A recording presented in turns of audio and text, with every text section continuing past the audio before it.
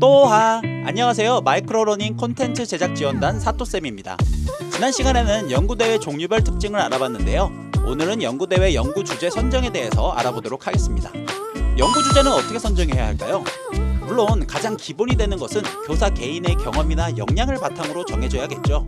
하지만 연구대회의 목적 중 우수 사례 공유와 확산이 있는 만큼 너무 개인적인 주제이거나 제한적인 대상에게만 한정되는 주제는 어려움이 있을 수 있습니다. 그럼 좋은 주제는 어떻게 선정할 수 있을까요? 먼저 선행 연구 자료 분석이 우선되어야 합니다. 이를 통해 자신이 잘 안다고 자신했던 주제를 더 깊이 있게 알 수 있고 오히려 새로운 주제를 인식할 수도 있기 때문에 중요한 절차 중 하나이죠. 또한 최근 입상되는 주요 주제들을 파악할 수도 있고요. 선행 연구 자료 분석을 위해서는 에듀넷 T클리어라는 사이트에 들어가야 합니다. 에듀넷 T클리어는 교육과정과 교육정책 전반의 정보를 통합 제공하고 협업 소통을 지원하는 교육정보 통합 지원 서비스로 역대 연구대회 입상작들을 볼 수 있는 사이트입니다. 사이트 메뉴 중 연구를 누른 후 연구대회 입상작을 클릭합니다. 그러면 다음과 같은 장면이 뜨는데요. 여기서 상세 검색을 눌러 자신의 학교급이나 교과 혹은 자신이 지원하고자 하는 대회를 설정해 결과를 확인할 수 있습니다. 이를 위해서는 지역과 연도, 등급, 대회명을 설정해야 합니다. 2023년 수업혁신 사례 연구대회 전국대회 1등급 보고서를 검색해보니 다음과 같이 검색이 되었습니다. 이 수상작들을 통해 에듀테크의 키워드를 활용한 주제 선정과 제목 선정이 많다는 것을 알 수가 있습니다.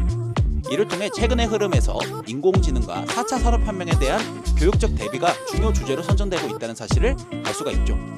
이때 너무 많은 보고서를 분석하는 것보다는 자신이 출전하고자 하는 대회에 최근 3년 전국 1등급 입상자들을 분석해 대비하는 것을 추천드립니다. 다운받은 보고서를 보면 어떤 주제가 어떤 문제의식으로 작성이 되었고 이를 위한 해결책과 결과가 무엇인지를 확인합니다. 이와 같은 활동을 통해 세 가지를 얻을 수가 있습니다. 첫째, 최근 입상된 주요 주제 목록. 둘째, 자신이 관심 있는 주제의 입상작 예시. 셋째, 연구 주제와 활동 간의 논리적 연결 방법입니다. 다음 주제 선정 전 해야 할 일 두 번째로는 최신 교육 경향 분석하기가 있습니다. 최근 교육청과 교육현장에서 가장 핫한 트렌드를 분석하는 일은 굉장히 중요한데요. 물론 전년도 입상작들에서 트렌드를 파악할 수 있지만 보다 최신의 경향 파악을 위해서 또 남들과는 다른 차별적인 문제 제기를 위해서는 몇 가지 노력이 필요합니다. 그 방법으로 첫 번째, 교육 전문 신문사의 인기 기사들을 읽는 것입니다. 예를 들어 한국교육신문의 경우 랭킹 뉴스를 제시하는데 현재 교육계에서 주목하는 중요 키워드들을 매일매일 알아볼 수 있고 요약되어 있어 유용합니다. 다음으로는 교육부와 교육청 사이트도 도움이 됩니다. 특히 연구대회의 경우 전국대회 출품 전에는 해당되는 시도대회 경쟁이 우선되므로 자신이 속한 교육청의 교육 현안을 자신의 보고서에 녹여내면 입상할 확률이 높아집니다.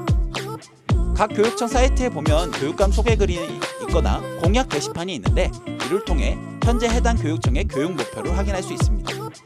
이런 내용들을 자신이 생각하는 주제와 연결지을 수 있다면 시도대회에 입상할 확률이 높아질 수 있겠죠. 교육신문과 교육부 사이트 분석이 좁은 의미의 트렌드 분석이라면 좀 더 넓은 범위에서 교육 트렌드 분석을 위해서는 책을 참고하는 것도 좋습니다.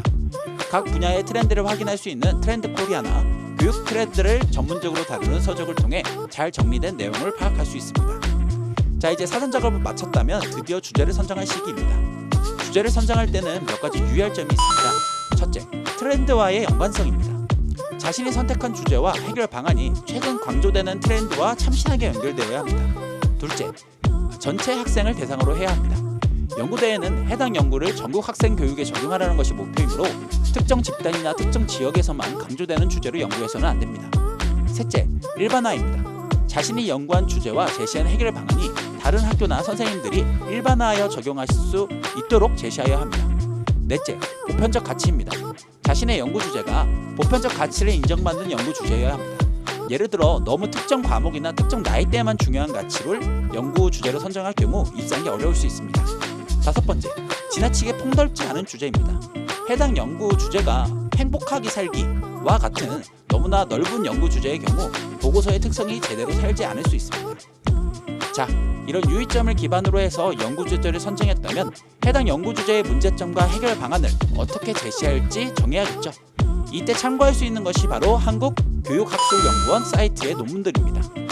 한국교육학술연구원 사이트에 접속 후 자신이 선택한 주제의 키워드를 검색해 봅니다. 예를 들어 민주시민교육이라고 논문을 검색하자 여러 가지 논문들이 나오는데요. 너무 오래된 논문의 경우 추세가 변경되었을 가능성이 있기 때문에 최근 3년 내 논문들 중에서 자신의 연구 방향과 맞는 논문을 다운로드합니다. 그리고 논문을 읽으면서 자신의 해당 주제를 어떻게 진행해 나갈지 틀을 디자인하게 됩니다. 이런 논문 분석을 통해 자신의 연구 주제를 교육적으로 향상시키기 위해 어떤 노력이 필요한지 알 수가 있겠죠. 이제 드디어 가장 중요한 연구 제목 선정하기입니다. 연구 제목이란 심사위원들이 보고서를 볼 때 느끼는 첫인상과 같은 것이므로 보고서의 성격과 특성이 한 번에 보여지는 것이어야 합니다.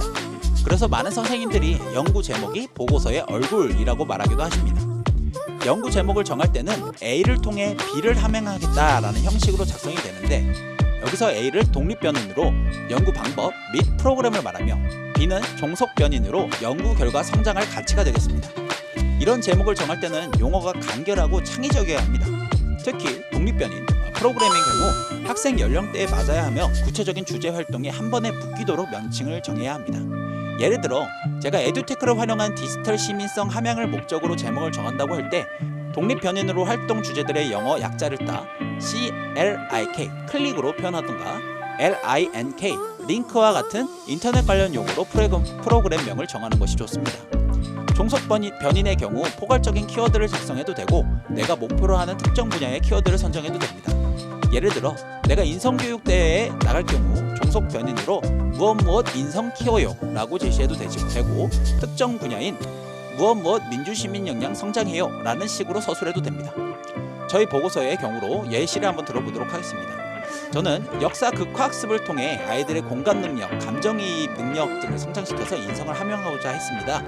따라서 역사 극화학습의 영어 약자에서 HIP, 힙이라는 단어를 만들었고, 자기표현, 공동체, 수용, 책임이라는 가치의 영어 약자 앞글자를 따 스타라고 만들었습니다. 이를 통해 힙 플러스 인스타로 인성과 마파락이라는 제목을 만들었죠. 여기서 주목할 점은 A. 독립변인과 B. 종속변인과의 연계성과 창의성이 제목에서 보여야 한다는 것입니다. 예전 입상작들을 보면 종속변인이 4글자의 영어나 3글자의 영어가 많은데, 이는 보고서 작성 시 실천과제 3개에서 4개를 선정해 활동을 모아 보고서를 작성하기 때문에 이를 보여주기 위함입니다.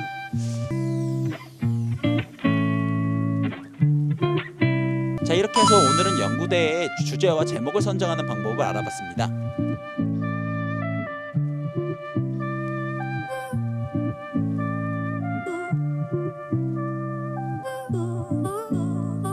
다음에는 실제 보고서 작성과 참고 사이트를 알아보도록 하겠습니다.